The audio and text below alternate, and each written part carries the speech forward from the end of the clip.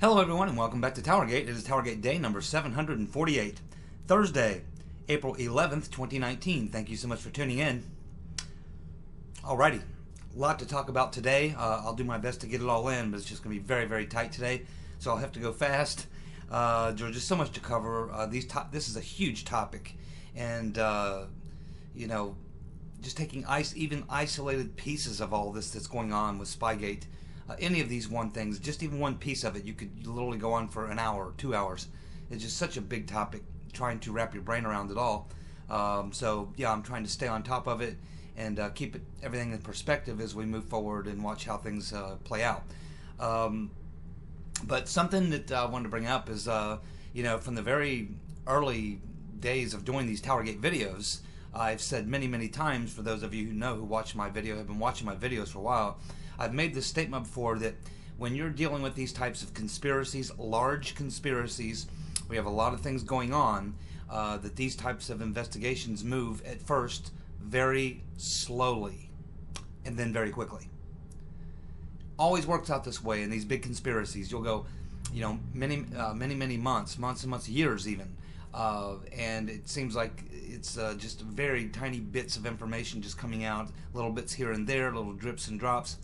And then all of a sudden you hit a point in a conspiracy investigation like Spygate, where all of a sudden it's just like the dam collapses, and it's just like the walls cave in, and it's just Katie Barr the door. So this is what we typically see in a lot of these types of investigations, and I think that we are getting very close to that point, because up until now it has been pretty much drip, very slow. But here in the not too distant future, we're going to see that things are going to happen very, very quickly. So as slow as things have been going, they are really going to pick up momentum here in the very near future. And I believe that the point that is going to cause this, the major crack in the dam that's going to cause this whole thing to collapse, is when we get confirmation that William Barr fully understands the role of Halper, Mifsud, and Downer. Once he fully understands and has a full grasp of exactly what role they played, that's when this thing is going to massively accelerate, because it's going to blow the entire purpose for the investigation, the whole 9 yards. It's going to blow it all up, and I'll get more into detail on that here and explain to you why. But first, just again a reflection back to Watergate. Watergate moved very, very slowly for well over a year. There was practically nothing happening, especially once it got to the point where it got close to Nixon's re-election campaign, and then the election happens and Nixon wins in a landslide, and at that point it's like, oh well, this whole Watergate thing is going to go away. Nixon just won in a huge landslide. Nobody cares about Watergate. Nothing's going on, even though it had been going on for over a year. It was really just nothing there. There was little bits and pieces, but nothing major. There were two primary events in Watergate that caused the collapse, and at that point it was Katie Barr the door. Things happened very, very quickly. So throughout the Watergate investigation, 90% of the Watergate investigation just was sort of creeping and crawling along, not a whole lot going on. But then there was a point in the investigation where they discovered that the money that was paid to the burglars, the exact money that was paid to the burglars who broke into the Watergate, the money came from an organization called CREEP, which was an acronym for the Campaign to Re-elect the President, Nixon. In other words, the money that was found on the burglars in their wallets was money that came directly from the account of a Minnesota fundraising chairman for the Campaign to Re-elect Nixon.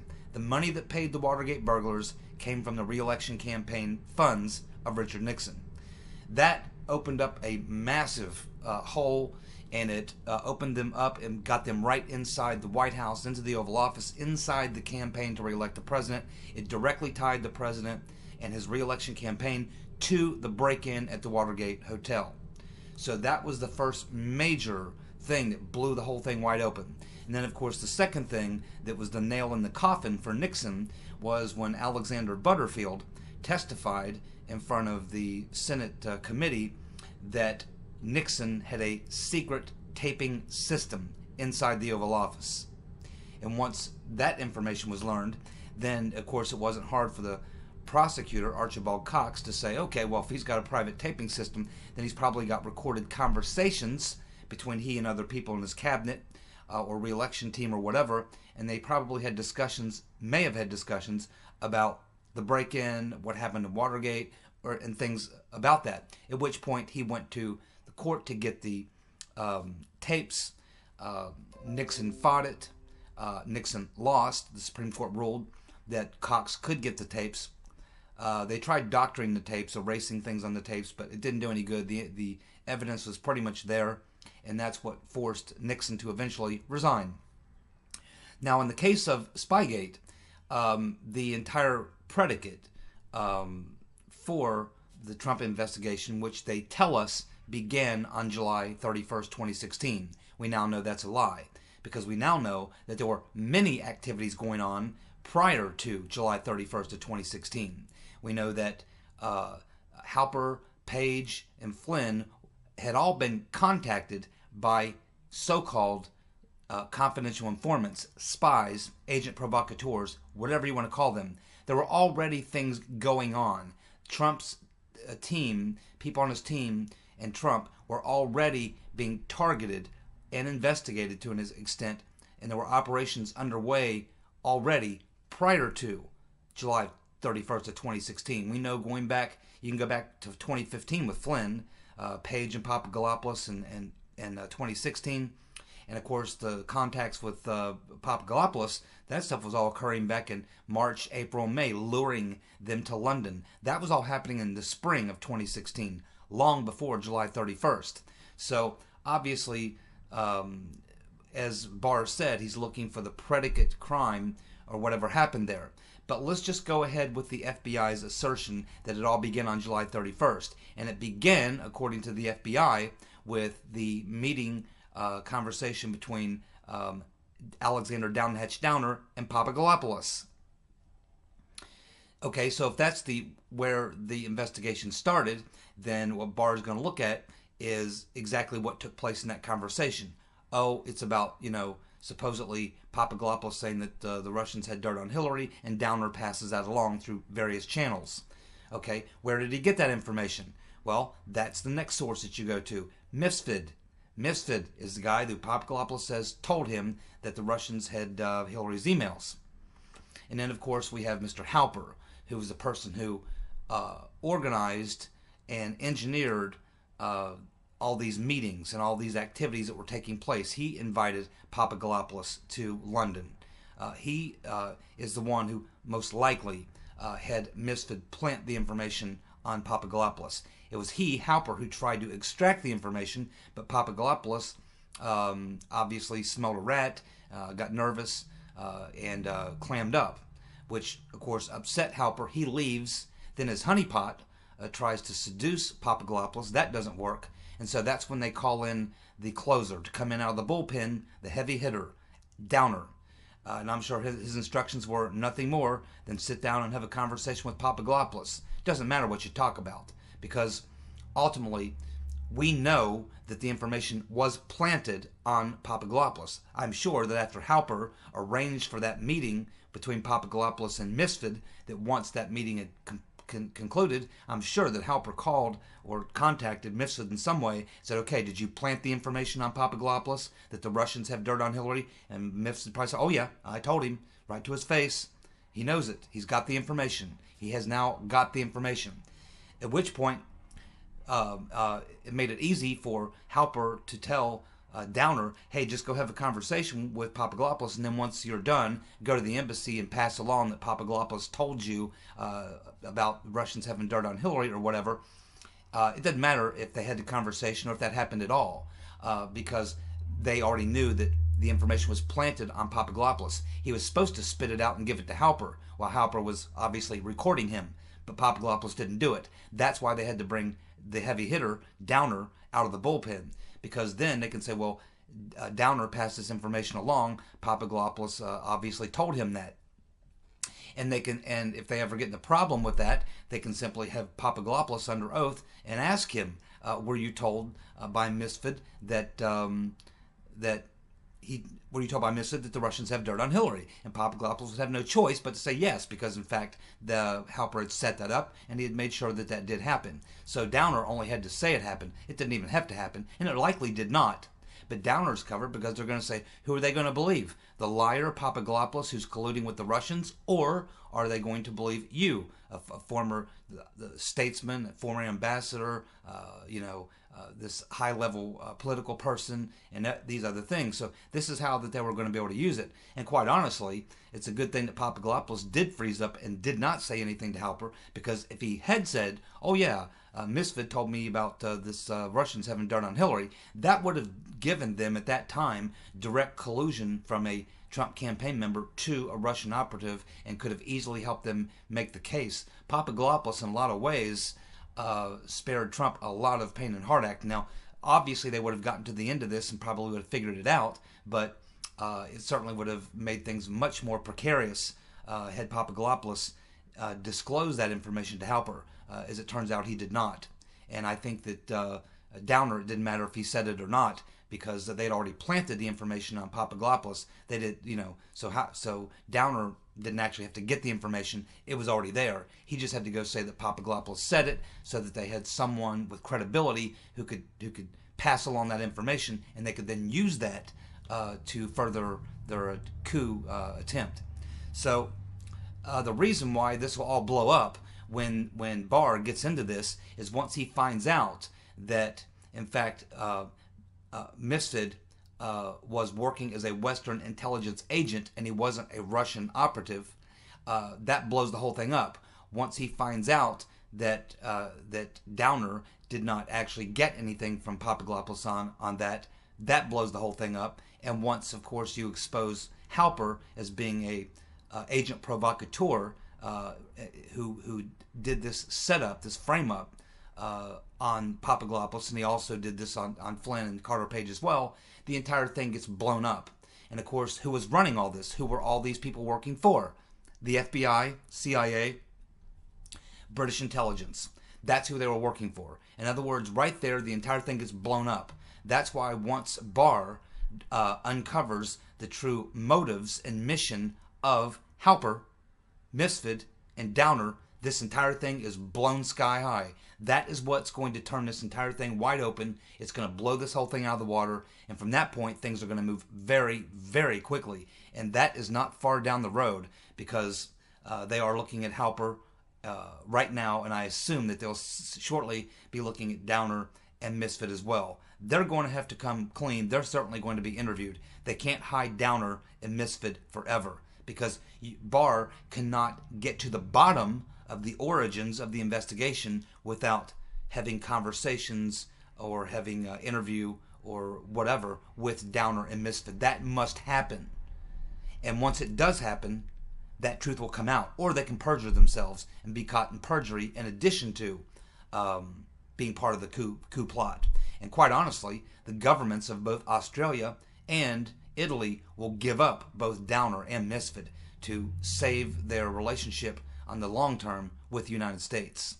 That's why it's all going to happen. And once that happens, this thing is going to massively accelerate. The entire thing gets blown up when you blow up Misfit, Halper, and Downer and expose what their true mission was and what they were actually doing. Barr is going to be learning that here in probably the next few weeks. And once he does, it's all over. It is all over. And a lot of people are going to jail. Now, let's just blow through these topic lines and see how far we can get. Today, Doug Collins released day 2 of testimony from General Counsel, FBI General Counsel James Baker. We had a story yesterday, the New York Times, and this is very important because for the New York Times to say this, it tells you that they're sort of preparing the battlefield for how they and their associates and their co-conspirators participated in the coup. And so they're now trying to prepare the field so that they can try to escape scrutiny or possibly even lawsuits, civil lawsuits probably, possibly even criminal charges. So we get the New York Times saying in a story they wrote yesterday that the IG Inspector General, that would be Huckleberry Horowitz, that Huckleberry Horowitz is investigating Stefan Halper.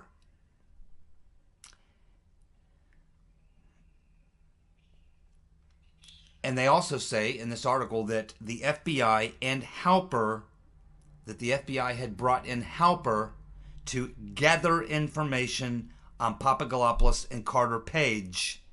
To gather information. I don't think he was gathering information.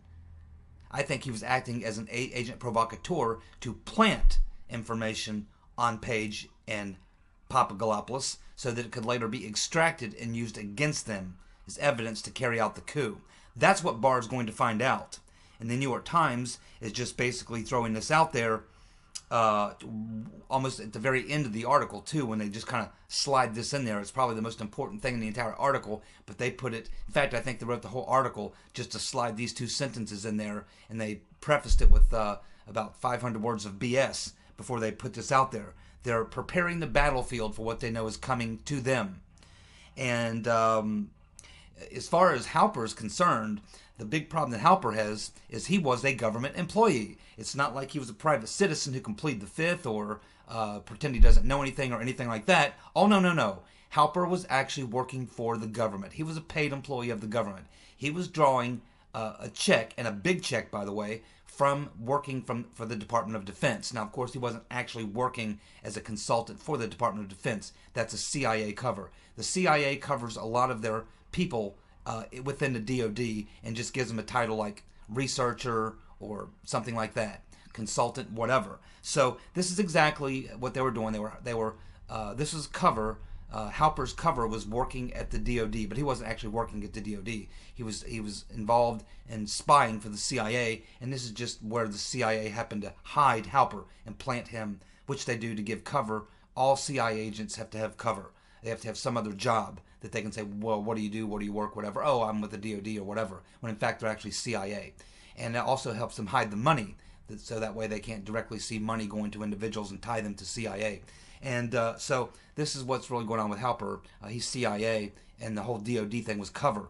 And he does not have the ability to sit there and not answer because he was actually a government employee. And in fact, we're probably going to find that he wasn't really being paid for consulting work or anything like that from the DoD. He was actually being paid operating as a spy for the FBI, CIA, whoever. He might have even been double and triple dipping. He might have been getting paid by British intelligence. He might have been getting paid by Fusion GPS or Clinton campaign. He was certainly being paid by the DoD. He may have been getting paid separately by the FBI.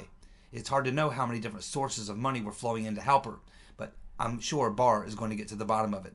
And right now, it's Inspector General Huckleberry Horowitz who is digging in to Stefan Halper.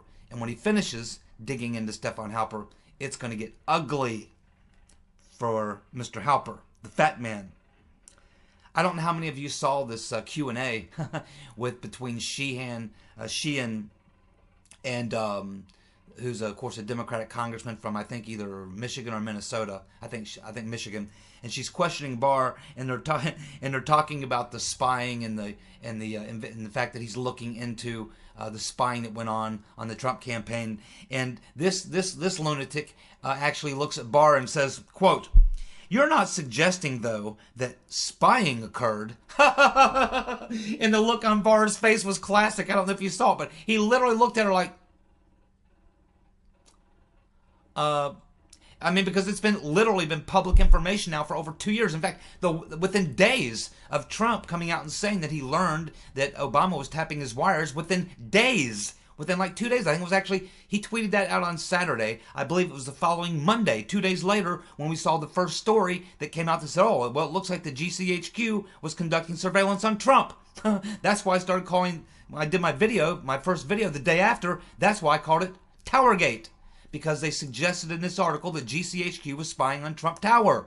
That's how we got TowerGate.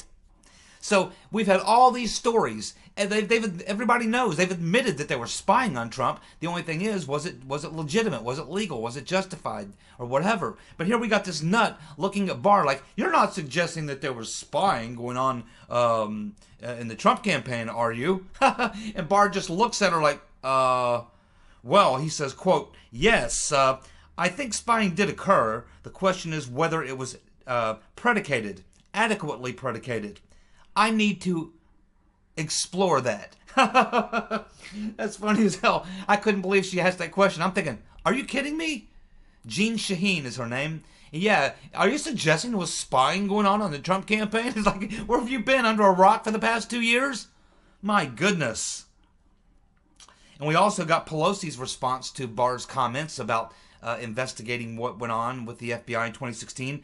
And Madam Botox says, Bill Barr went off the rails by suggesting Trump was spied on by law enforcement. Oh my goodness gracious. Can you imagine? Now Barr is going to be the next target of the Democrats. And as I said about a week ago, that's a really bad idea. I mean, he's got the goods on them.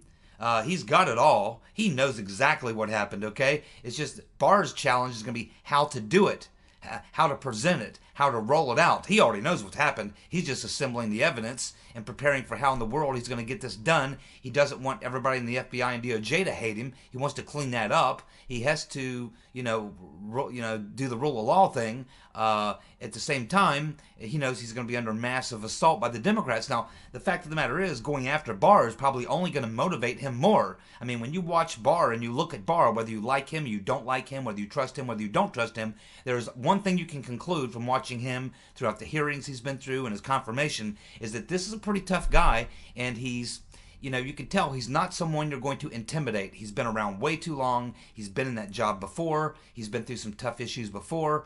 And you can tell that he is not intimidated at all by the Democrats. He knows that they're going to come after him. He knows that. But the only thing that'll do is probably motivate him even more. So I say continue on, Democrats. Keep going after Barr. All you're going to do is piss him off, which is a really bad thing to do, because he's got the goods on you, brother. He has got the goods. And he's loaded for bear. And I promise you, the only thing that he's got to figure out is how to do it. Well, from the most recent releases today, the second day of hearings from James Baker, there's one little nugget that's shining in the sky, and that is the fact that in this particular second day of questioning, he was pressured really hard by Mark Meadows about how many FISAs were taken out on Trump campaign team members.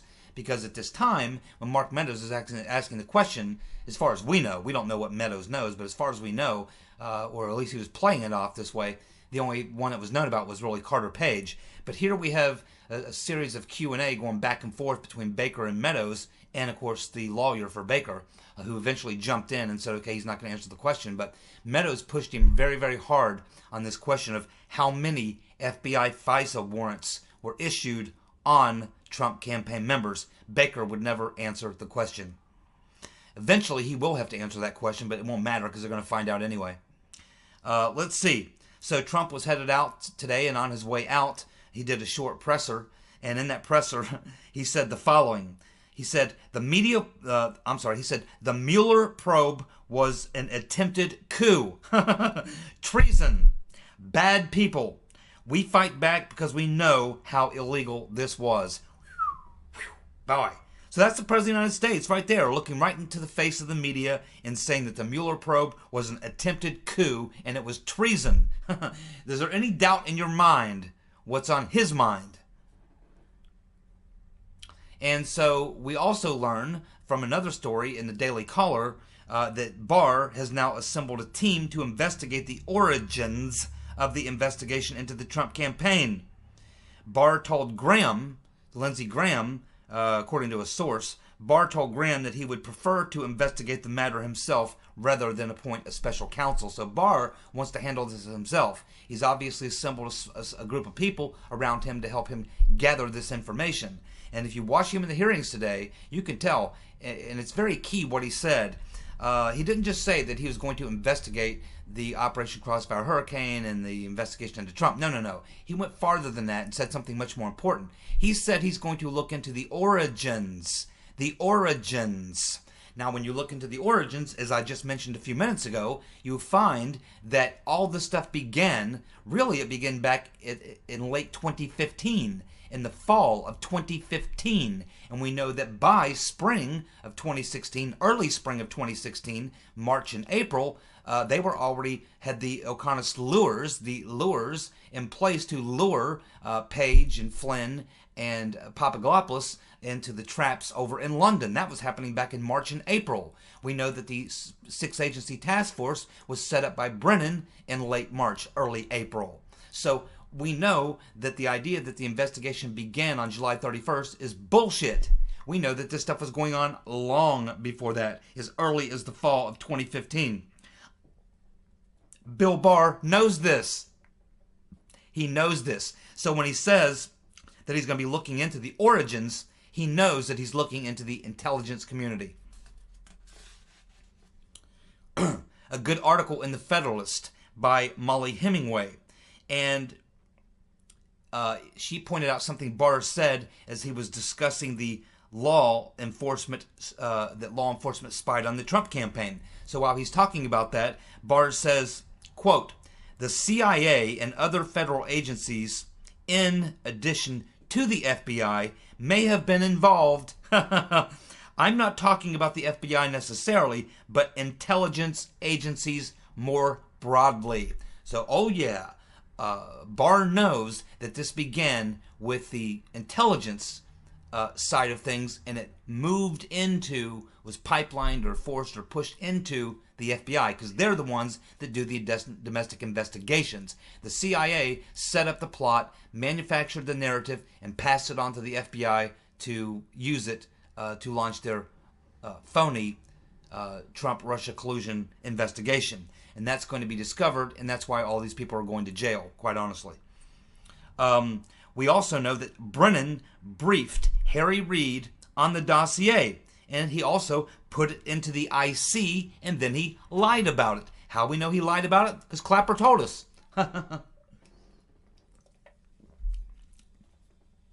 Clapper himself said that the Trump campaign was not spied on by the FBI. He was directly asked if the FBI spied on the Trump campaign, and he said, no, they did not. That's exactly what he said. He lied. Clapper admitted to briefing the media on the dossier. And he admits to, he said, well, I briefed CNN, and I think I may have briefed a couple other people. Yeah, you sure did. On a classified document. The only question is, when did he do it? Let's see. Of course, the use of agent provocateurs is another thing that will stand out when Barr realizes that these were not FBI informants, they were not FBI spies. They were acting as agent provocateurs. Informants are people who work within some organization who give you leaks or information from the inside. Spies are someone who do observation and intelligence gathering. They interview people, they talk to people, they do all sorts of things like that to gather information.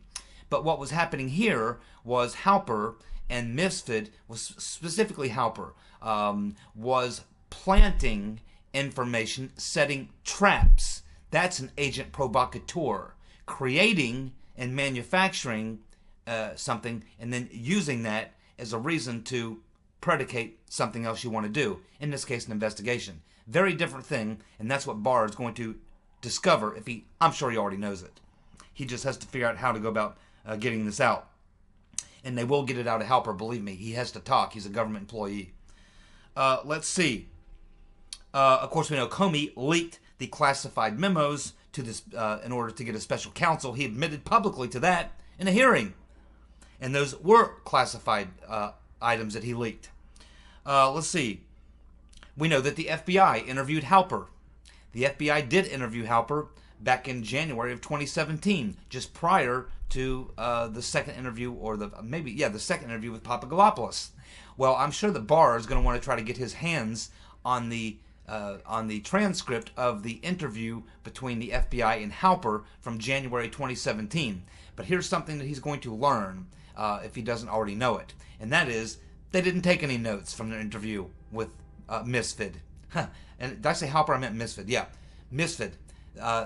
Misfit was in town in January of 2017. He was in Washington because he was working with the U.S. State Department. He was part of an organization that works with the U.S. State Department, and he was in Washington to give a speech, some sort of policy thing. And the FBI interviewed Misfit at that time. But as far as we know, no one's been able to find any transcript of that interview. Obviously, Barr is going to know that they had this interview with Misfit, and he's going to want the FBI transcripts of the interview. And I think that he's going to find out that there are none. Uh-oh, that's a big problem. That's a really big problem. Also, he's going to learn, if he doesn't already know, and I'm sure he does already know because it's public knowledge, that if the purpose of getting the FISA on Carter Page was to, help with the investigation, well, the fact is the Carter Page first FISA on Carter Page wasn't granted until October. They began the counterintelligence operation July 31st. So 3 months prior, they'd already began that. Not only that, at the time when they got the first FISA on Carter Page, he was no longer working on the Trump campaign. He was already out of the Trump campaign. He wasn't even working for the Trump campaign when the first FISA came out on him. So why did they need to get the 3 renewals on Carter Page, a FISA and 3 renewals, if he was not even working for the campaign anymore? It certainly couldn't have nothing to do with the fact of their investigation or needing to get the investigation. They'd already started that 3.5 months earlier. He wasn't on the Trump team anymore. His role in the campaign was over. It was almost time for the vote.